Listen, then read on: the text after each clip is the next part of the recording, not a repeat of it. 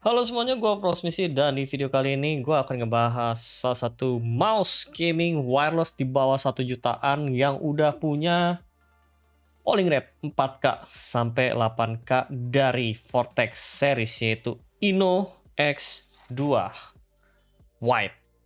Jadi kira-kira gimana kesannya sama mouse ini? Mari kita review di video yang satu ini. Ngomongin desain, bentuk, dimensi, benar-benar mirip banget sama G Pro. Sampai kayak scrollnya ya mirip gitu kan. Kayak J-Plug. Ya beda dikit lah kalau ngomongin button. Tapi ngomongin sisi samping, mirip. Sisi belakang, ya beda mouse fit. Di mouse mahal nggak ada ganti DPI buttonnya. Sedangkan di sini ada DPI button di Inno X2. Dan overall ya G Pro itu lebih besar lah. Dan Inno X2 tuh lebih kecil, lebih pendek, panjangnya juga beda dikit sama si G Pro. Tapi yang gue suka di sini adalah dia punya desain walaupun kayak lebih kecil, dia tuh desainnya di tengah ini tinggi. Jadi walaupun tangan gua kayak pas banget gitu di G Pro, terus juga kayak nyaman di mouse yang lebih besar, mestinya kan gue kalau di mouse kecil bakal kayak ada gapnya. Cuman karena ini di tengah-tengahnya itu lebih tinggi, jadi gue merasa nyaman-nyaman aja untuk ngegrip. Mau itu palm, mau itu claw. Jadi gue suka-suka aja dengan desain yang lebih tinggi di tengah-tengah. Dan kalau ngomongin coating, ini kayak masih sama, mirip-mirip sama Lamzu Maya. Gue merasa kalau klikannya ini bakal gampang berbekas, ya mudah aja sih. Kayak tinggal dikasih grip tape. Tapi overall untuk ngomongin tengah-tengahnya, gue lebih suka Logitech. Ini kayaknya ya berasa keset. Mungkin kalian yang tangannya keringetan mesti sering ngelap gitu kan. Tapi overall gue tetap suka sih sama desain dan bentukannya mouse si Inno X2. Setelah ngomongin kayak dimensi, coating, body, desain, sekarang kita bakal ngecek suaranya dari mouse Inno X2.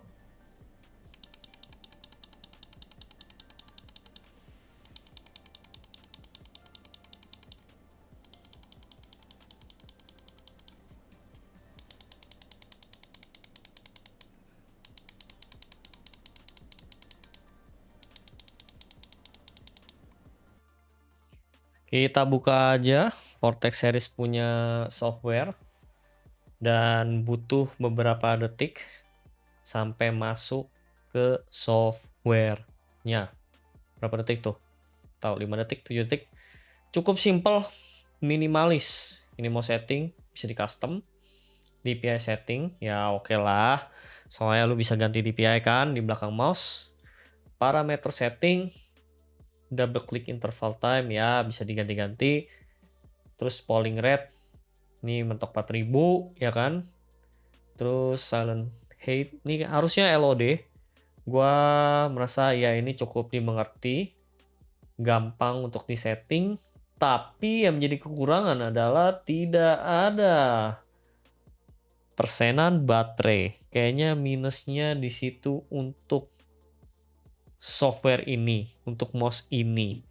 Dan selanjutnya kita bakal ngetes sensornya.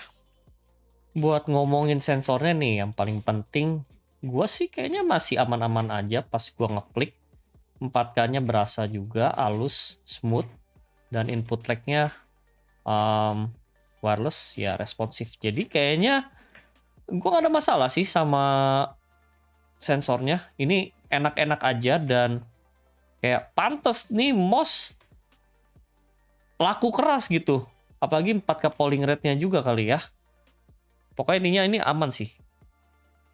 Udah ngomongin desain, software, terus tes dalam in-game punya sensornya. Sekarang gue ngomongin apa yang gue nggak suka dari mouse ini. Cuma satu doang. Ya selain yang body coatingnya ya. Cuma satu doang, yaitu dari klikannya. Ini berasa nggak effortless. Lu harus neken rada kenceng, aka alot. Ya walaupun sebenarnya kalau ngomongin klikannya, dia kayak berasa deket lah sama switchnya. Tapi dibandingkan sama mouse lain, ini lebih alot. Nggak effortless. Kalau gue di mouse lain tuh gue bisa tapping bisa 2 kali lipat, 3 kali lipat, lebih cepet lah intinya. Jadi kayaknya itu doang sih satu hal yang gue nggak suka dari mouse ini. Overall performance mouse ini kira-kira gimana? Ya gue oke-oke aja dari desain, dari beratnya, dari klikannya yang solid, dari sensornya yang smooth 4K polling rate, dari harganya yang di bawah 1 juta. Iya, jadi semuanya kayak kelihatan nggak ada masalah, nggak ada komplain gitu kan.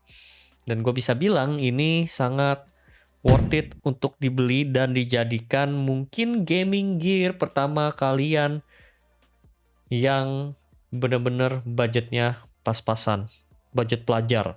Oke, walaupun ya memang softwarenya yang rada-rada nggak ada baterai indikator dan klikannya rada alot, tapi gue rasa itu masih bisa dimaafkan. Intinya masih bisa dijadikan opsi atau worth it lah untuk dibeli.